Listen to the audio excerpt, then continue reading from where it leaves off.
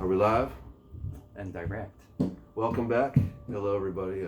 Welcome back to Vinyl with Taste. And I am one of your hosts, Oldskool Pat. And I am another one of your hosts, Dancehall Neil.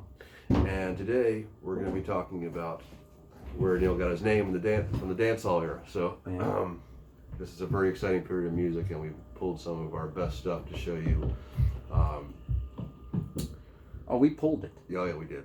All night. This is now the dancehall era, roughly 1979 to 1985, before the digital rhythms took over. And of course, every era of Jamaican music, the music was always aimed at the dance hall, whether it was from the late 50s dances to the very present time now. To the 40s, the sound systems of the 40s. Right. They call that the dancehall? I guess they did in the 40s too, didn't they? Yeah, but the difference between, what they call the roots era and the dancehall era is there's a distinction because, I would say that the dancehall era had much more of a reliance on pure rhythm in the music as opposed to the international reggae that was being, marketed to white rock audiences. And a lot of times you had a younger generation of DJs and singers coming up through the dance hall, and they were using the special dub plates that their various sound systems had, and learning their craft that way. And in the dancehall era, what was happening in the dancehall became what was put onto vinyl. That's right. And around the same time, you have the horribly violent 1980 election in Jamaica, where nearly 1,000 people were killed. And so a lot of the lyrics tended to go from, talking about militant confrontations and back to Africa, and more focusing on the here and now and just enjoying yourself in the dance hall while the DJ played your favorite song. So that's sort of the backdrop to this whole era. Also, you had a new dominant band with a new sound and new style, and that would be the Roots Radix. The Radix. There's a lot of dancehall compilations, but I think that a good way to start this episode out would be to show you this one, which was put out by Greensleeves, called The Biggest Dancehall Anthems, 1979 to 82. Pat with his dust covers. Of course, I've got a dust cover on mine. I never get dust. It's Discogs, man. But I never get a dust cover with anything. This is packed with 40 songs from 79 to 82. All that appeared originally on the Greensleeves label, which was an independent label. So let's give them some highlights. Sure. Gosh, you can't go wrong with any tracks. Johnny Osborne, Folly Ranking. You got Barrington Levy, Shine On Gal. The Wailing Souls, General Echo, Yellowman, Clint Eastwood, General Saint, Ranking Dread, Michael Prophet, Ranking Toyin, Linval Thompson, John Holt, Junior Delgado. Oh, he's good.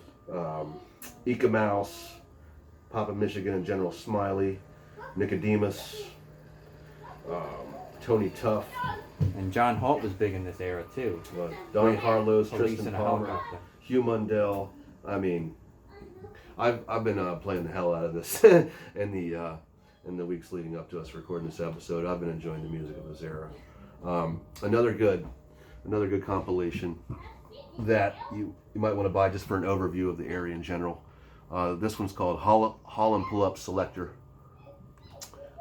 Heavyweight Dancehall 1979 to 82, and it was put out on Trojan. It's another double disc set, but this one doesn't have to rely just on music that was put out by Greensleeves. It draws from a variety of production camps. And who you got on this one? This is we got Ken Booth and Prince Jammy, Morwells, who of course they were the vocal group that morphed into the Roots Radix. You've got Barrington Levy, Tristan Palmer, Scientist and Soul Syndicate, Badu, Tristan Palmer, Barry Brown, Barrington Levy, Linval Thompson, Viceroys, Don Carlos again. And on this one, unlike the Greensleeves one I showed you, on this one most of the vocals are followed by their really seriously wicked dubs. So both of those albums I would recommend as a good introduction to the dancehall of the era. Yep. So do you want to get into some vinyl, or do you want to? Sure. Now in the dancehall era, DJs took on a prominence like they never had before. You know, DJs were always part of Jamaican music going back to the dance halls of the 60s with people like King Stid, Count and Chuki. One of my favorites. But in the dancehall era, they became prominent, and the DJs had bigger hits than the singers, and the DJs made the singers look old-fashioned, frankly. Here's a good one that I got. A lot of people haven't heard of this guy, Charlie Chaplin. Doesn't have the tough-sounding names like some of the other dancehall DJs of the day. Well, we can definitely talk about if you're talking about early '80s dancehall, you got to talk about the artist that was responsible for the back cover of a lot of these albums. Oh yeah. Neil knows about that. He did everything. Rest in peace. Yeah. I don't remember how he died. Of course. Lemonious? Yeah. I'm always bad with names. Did I show you the book that I have on him? I should have. Yeah, you showed me the whole book. That had some really good artwork. He went into the digital era too, but he got his start in the early '80s when it comes to music. Okay. He cartooned for like the paper and things like that before. Nice. He got into working with artists, doing logos and the backs of album covers. Nice. I have to bring up Barrington Levy, because most people, their first introduction to dancehall was the debut album of Barrington Levy, which was produced by John Joe Laws, and Barrington Levy was the singer who set the whole stylistic pattern for the dancehall era. This is a collection called the Barrington Levy Collection, and this is on what label is this on? This is Greensleeves, and it collects his early hits from the late 70s and goes all the way through to the late 80s with hits like To Experience. But I like that song. Barrington Levy, the archetype dancehall singer. You know, you got songs like Bounty Hunter, Shine Eye Gal, Prison Over Rock, Under Me Sensi. I mean, anthems. So, one of the most influential DJs of the dancehall era, and a lot of these DJs looked at U-Roy as their principal influence, would be Lone Ranger. His tone and phrasing was what a lot of the dancehall era DJs picked up on. And this album, M16, was put out by Channel One. I believe it was produced by 90. I'm not saying Joseph him on here. But again, this is all Roots Radix, and this is Lone Ranger riveting and bimming his way through the early 80s tracks. And this is on the other side. Ooh, here you go. This was put out before M16 on Studio One. They recorded him first. Does that have the answer on it? I just wonder if it does. Yes, it does. Actually. So that was one of the first remix tracks of the Studio One classic "Never Let Go" by Slim Smith, which was versioned over and over and over again.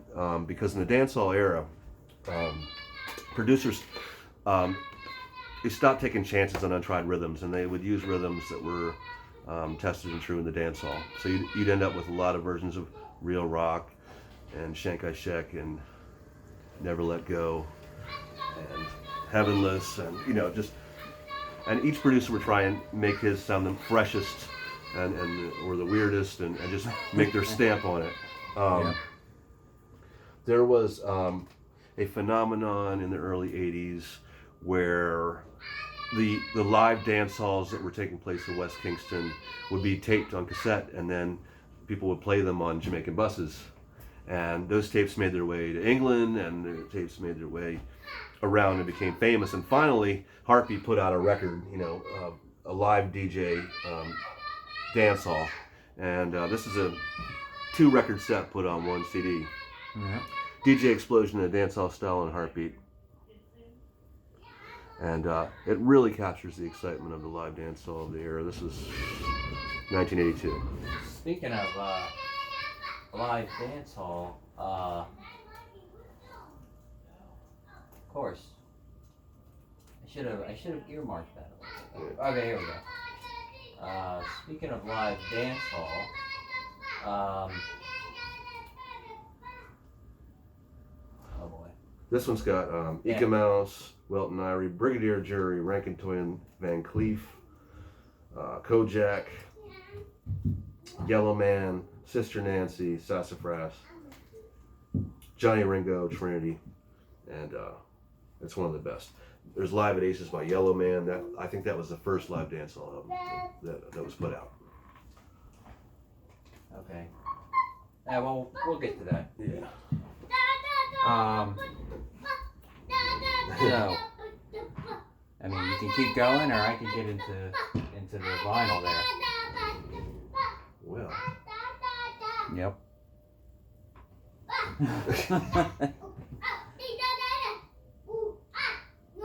Yep.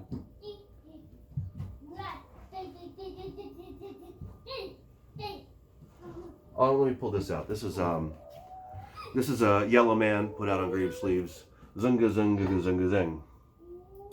And it's one of the Junjo Laws produced Yellowman albums. One of his from his first run of albums, which included Bad Boy Skanking. His first one was Mr. Yellowman, and before that he had Mad Over Me. But all of Yellowman's early albums should be checked out because they're all worthwhile. And Yellowman became as popular in Jamaica as Bob Marley at one point. And, you know, even though he never had the crossover appeal that Bob Marley had, I mean, it's just a testament to the fact of his talent. That's a good one on the back too, as Sister Nancy and Purple Man. Oh yeah, yeah. If you can see the advertisement for that on the back. Yeah, Yellowman was orphaned at a young age. He was an albino, which, I mean, he was basically the lowest you could get in Jamaican society, you know, and he turned it around and turned what he was afflicted with into his advantage. And it was only because he was a little too prolific and put out too many albums, you know, that he doesn't have higher status now. Yeah, he also had jaw cancer, and it changed the way his face looked, and it's really sad. I always think that he, riding the right rhythm even today, I think he could still dominate it. But, you know, when the artist gets big like that, when they get older, they concentrate more on outside of Jamaica. Yeah. And he's more worried about audiences in England and Germany and Italy, and it's true. Yeah. That's what happens. Not all the time. Yeah. Not all the time. Something happens sometimes. Yeah. At his height, though, all the producers in the island lined up to record and produce Yellowman. And so a lot of the songs that were being versioned in the dance hall, the originals were all from Studio One. So it was only a matter of time before Studio One and Cox and Dodd, you know, got involved in the new era. And the way Dodd did that was with albums like this. The debut album of Sugar Minot, which came out in 1978, is like, it's pretty much like a prototype dancehall album. All original Studio One rhythms with all new lyrics put on by Sugar Minot. It was really good at doing that. And this album is definitely one of his best masterpieces. It's right before he went on to form his own labels. So this is still on Studio One, Sugar Minot. I think he did a second one, Showcase, before he formed his own. Dodd recorded Freddie McGregor. The same thing. He took his old classic rhythms, Studio One rhythms, and he put this out as Bobby Babylon, Freddie McGregor, which came out in 1980, I believe. And it's got classics on it like I'm a Revolutionist, Bobby Babylon. It's even going to Take Over Now, which was one of the Ethiopians' first tracks, and his cover of it is really, really good as well.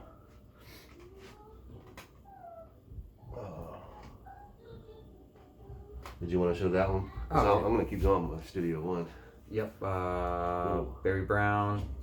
Let's Get to the Blues. This is Kingston Sounds, I think, right?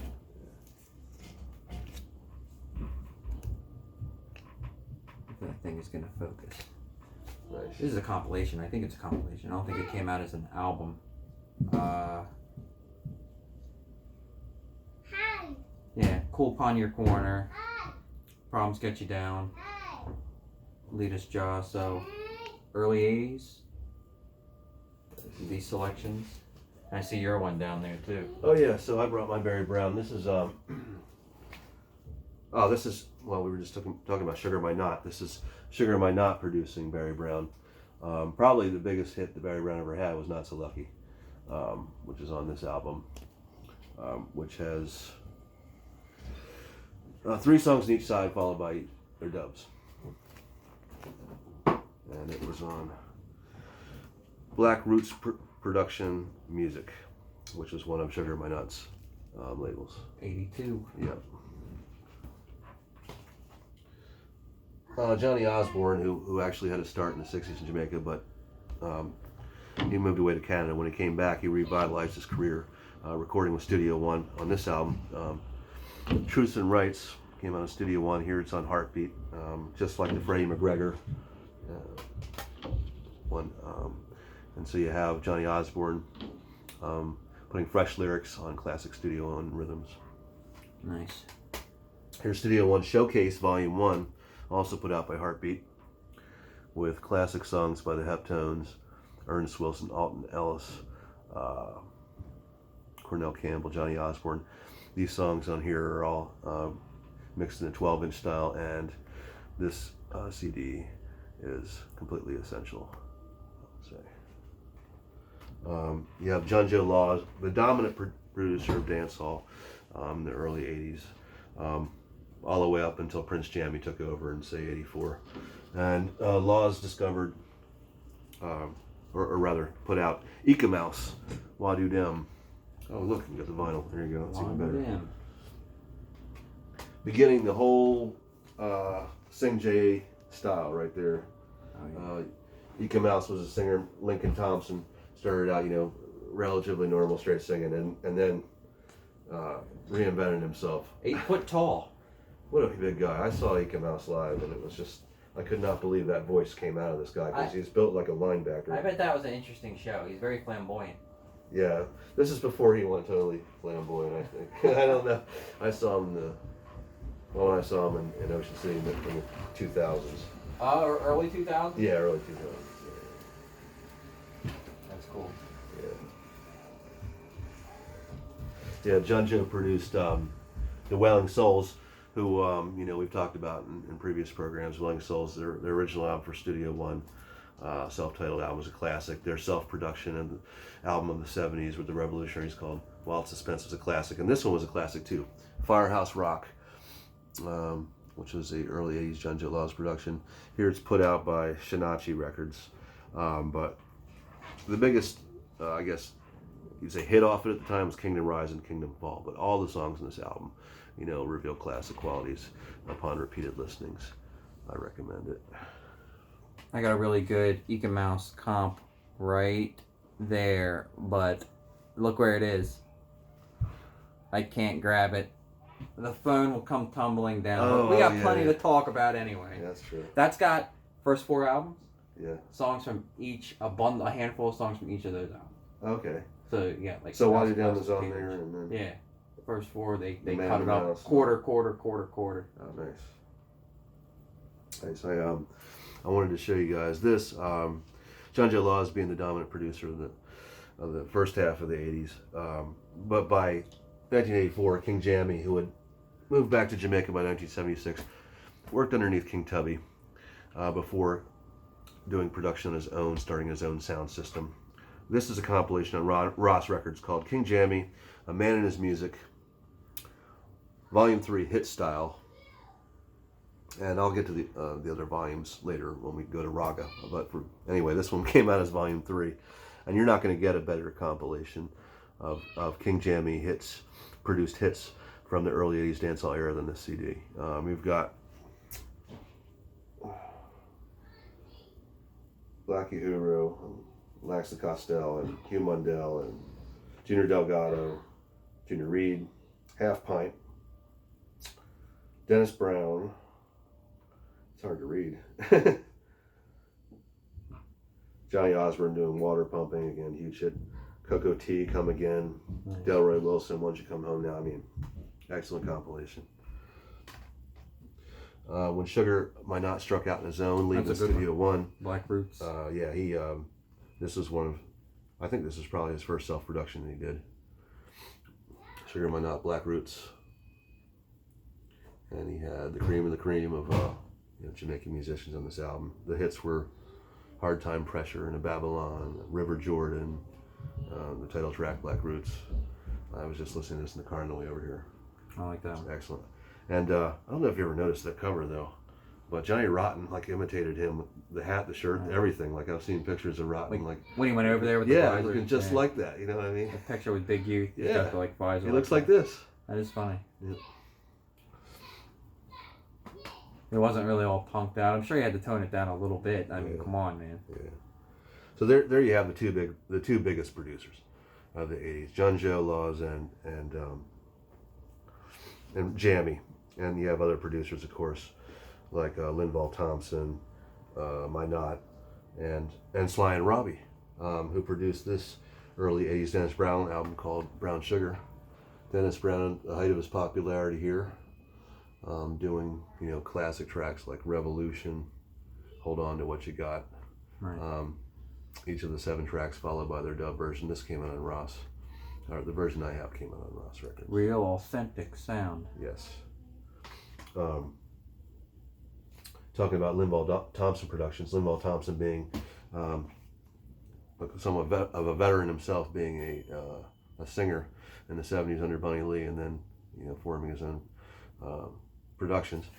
Arguably more famous for his productions in the singing, but this album that he produced for Freddie McGregor called Big Ship came out in 1982, and it's great. All 10 tracks on this are really good. It's pretty much split between cultural concerns and lover concerns, and a really cool chill album. Yep. And his label still continues to put out stuff. I think him and his son, Big Ship. Oh yeah, Records. so Freddie McGregor, after this album came out, Big Ship, it was so successful that when Freddie McGregor started his own record label, he called it Big Ship. Mm-hmm. It's still there, still around. Yep. His son's working with it now. Nice. Yeah, and I wanted to show you a couple singles I brought too. From Channel 1, you have The Mighty Diamonds. Pass the Cutchie was a really big record that pretty much returned the Mighty Diamonds back to the charts in Jamaica. It was their biggest hit they had since the mid-'70s with Right Time, that era. And Pass the Cutchie became known as Pass the Dutchie when a group called Musical Youth covered it and added some of their own lyrics, but this was the original, and the rhythm for Pass the Cutchie was used over and over again in the 80s. Another veteran producer was Winston Riley with his Techniques label, and that label goes back too as well, but this was a very big hit that a lot of people are familiar with. Sister Nancy, Bomb Bomb, that's... Let me guess, Ernie B's? Yeah, it had to be Ernie B's where I got that, with the version on the flip, of course. And Sister Nancy, a pioneering female DJ. She lives in New Jersey these days. Yep. Right before COVID hit, she performed in Philadelphia, and I missed it. I was so mad. But yeah, that's just a good overview of some of the stuff that I brought over here today. Yeah. I'm gonna go through some stuff that I can see with my naked eye right now. Just some stuff that Pat didn't cover. I'm gonna go through them a little quicker. Billy Bowo. Zim Zim. Billy Boyo. Hopefully you can see that. I like this one. Jeez. What year was this? Billy Boyo. Man, I haven't listened to this in a few years, man. Yeah. Young, one of the like Little Harry, they were kids. Yeah. Billy Bow, Little Harry. Speaking of Little Harry, let me just pull this thing. You got DJ Clash, 3 the Hard Way. Nice. Speaking of 2, you got Billy Bowles on this too. So it's Little Harry, and then Nico Demus. The old veteran even then. Rest in peace. I like his later stuff too. Like he could just really ride a rhythm. This is 82, 83. They did these tracks. Junjo Laws, rhythms. It's heavy. It's heavy, man. This one, the bass just vomits just right out of the subwoofer. You know, for sure. We didn't talk about General Echo. So let's talk about some stuff from like 1979. Teacher for the Class. Nice, man. Nice. So that's some pretty early stuff. I think some of the earliest singles. What is that? Is that like an anthology or something? This is just like early stuff. Equalizer Records. This Titanic. Around the World. What else was early? Echo was Armageddon. a really influential Jamaican DJ at the time. And in 1980, the car he was riding in, which had him in it and a sound system operator in it, was stopped by the police, and everyone in the car was shot dead, and no satisfactory explanation has ever been put forward. Of course for not. That instance. Not the only time we got a weird story like that. Yeah. But here's the Slack record. 12 Inches of Pleasure. Oh yeah, that's the whole the era of slack lyrics begins here with Echo, and the X-rated lyrics. A lot of people have criticized Jamaican DJs for the slack or the very sexual lyrics, but 1980. I mean, that's early for that kind of thing. But who was buying those records? Men were not the principal customers for them, so there you go, Slackest LP. Yeah. Classic stuff, classic dancehall. And then we were talking about live dancehall earlier, so I'll do this one with This is General Echo with You Madu, 1977, performing live.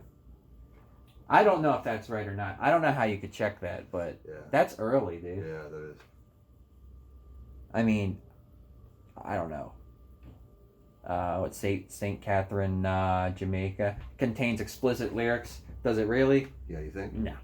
How about this? You just got it this doesn't one. though. It doesn't. Not really. Neil just got this. He was just telling me about this today. I'm like, oh, you have to throw this in there. Oh yeah. George Fang, Volume 1. This Look is at that 4-disc set or something. This is a 4-discer. I have a 2-discer, but this is by rhythm. So you got Mission Impossible rhythm, the Answer rhythm.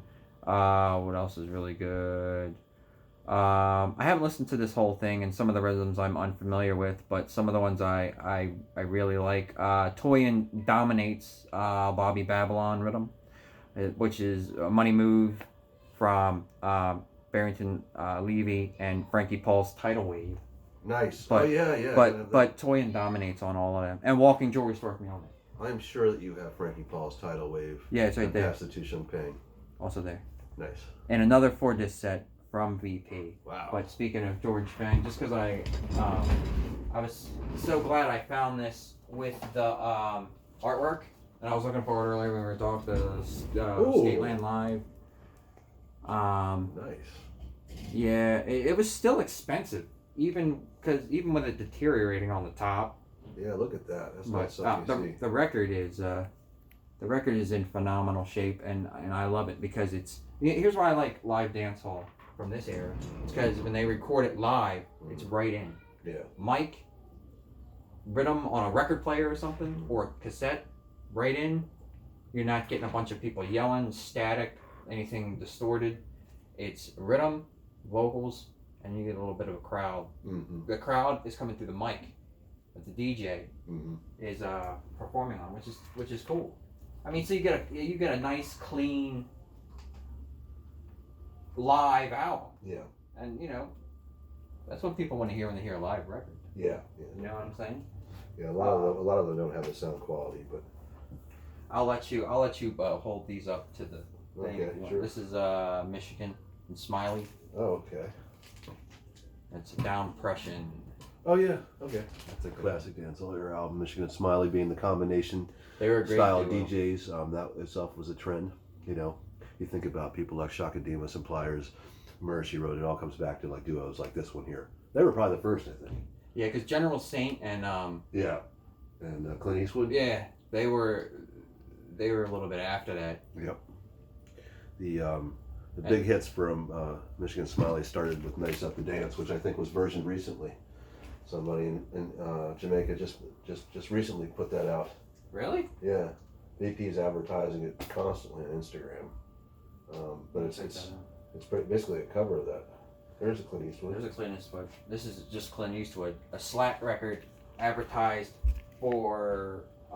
It reminds me lyrically of General Electric, obviously at the time. But that's a great record. Yeah. 30, Sex Education. 34 plus 30 or 35 equals 69. 69. It does. I know you got Sammy Dread pulled out in there somewhere too. I do. Keep an eye on our time. Okay. With the Fathead, they ain't much to look at, but it wasn't put out on it was a white label. Fathead. I got it originally how it came out. Nice. This was Yellowman's sparring partner, if I'm not mistaken. Yep. Shot dead as well. Yeah, crazy. I didn't know he was shot dead. Yeah. The only one he seems to be that could talk about the details that people would listen to would be Yellowman, and he doesn't want to talk about it. Because I guess they were pretty close. Papa Tulu, straight to the government. Never even heard of this one, you know. It's heavy, man. It's one of my more favorites. So I wanted to bookmark. It's funny like that Ernie B sticker on the back. I don't know if they made it to and that's on there. I think printed, right? Yeah, it's printed on there. It's heavy. Mm. This is the flashcard part of the show. Ja Thomas. Oh, nice. Shoulder move. Oh, yeah. Shoulder move was a famous dance around this time. I wish I could do it to show to you guys, but I can't. There will be no dancing. Again, in the back they're trying to show you how.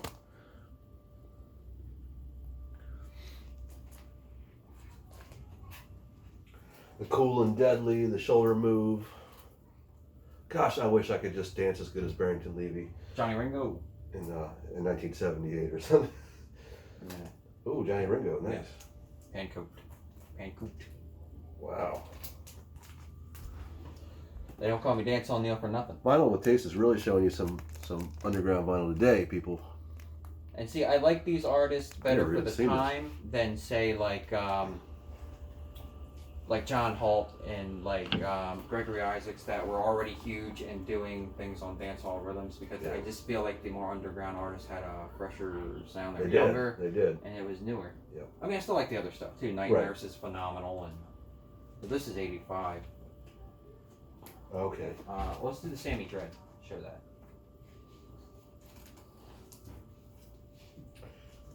Yes. Roadblock. Roadblock, another classic dancehall album, Sammy Dread Roadblock. With the song Roadblock, Dreadlock's Queen, So Long Jenny, Ja Guide, Bad Company, Come Back On, good stuff. Niceness. I gotta talk about an artist that I'm upset I haven't talked about before. Buro Banton. Okay. Now you know Buro Banton, of course you do. Yep. But he continues to this day, and I love his newer stuff that he records for Sound System Massive B. Is Buro before he had the Banton on here. Mm. This is great. This includes him live on Volcano High Power, Which is Junjo's sound system. yeah, and that is amazing. This is amazing live. And this is what I was talking about earlier. Recorded directly, PA to whatever they were recording. I bet that's really great, man, because I heard that he's better on those live dancehall albums at the time than he is on his recording. It's like a 20-minute track on the CSA label, and they got phenomenal music released on this time. So I wanna I like it. It's amazing. I'll show two of my other favorites too, because he's still doing it today. I follow him on Instagram. I think you should too. This is Better Than Them. This came out in Japan. This was 2007. We got one. This was our version of it. This is Greatest Hits. Our version came out in this is just a few years ago, I think. Oh my gosh. Well, we're gonna say this came out 6 years ago or something. Yeah, he's one of my favorites. I even made my own compilation down there. I'm not gonna show it because there's nothing to really look at, but and Charlie Chaplin. Oh yeah. Oh, yeah. I wanted to be able to show this. The 'cause Sugar it's My 4 Nut. CD. Well, So Sugar My Nut. well, let's do it right then. I'll show you. Oh, cool. I know, right? This is was this Fly Off the Bar? Classic 80s Sugar My Nut. Write 'em. Another classic. I love the art for it because it's so bright and vivid, man. Dancehall, they really got into the artwork of it. Yeah. Time Longer Than Rope. I haven't played this one yet, I'm gonna admit. I haven't played that record yet. But this came out in 80. Come on, Pat, 80. It's before 85. And Okay. anything Sugar My Nut put out in the early 80s is well worth checking out. And this is 84. This is Rockers Awards winners. This is with Leroy Smart. Yeah. 84. Are these all 84? Because this is 84. This is, I don't know. This is 83? Yeah. So we got 83, 84, Unknown, and 84.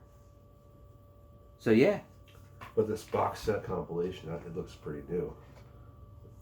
The box sets, because they do them. They got one for Gregory Isaacs, got one for the Tidal Waves, and we talked about a couple of these albums. Yeah. These sets, I think they were doing them. I don't know, but it does look like something they've done more recently. Nice. You know, set that over there. I want to show just because we talked about Lil Jon so much, and I really like him. I like his style more than Billy Bowo. I think they're around the same age. Lil Jon, being a dancehall singer, came up in the dancehall. He's a little older here. This is 83. Ghetto Youth with Lil Jon.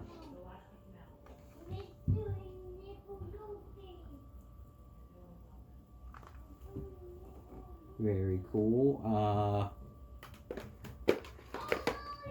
I like that one. And just because we're on the time period, I wanted to show this, the Don Carlos in gold. Oh, okay. Never went away. Just because there was a dancehall artist in the early 80s. I'm just going to make me sound a little crazy.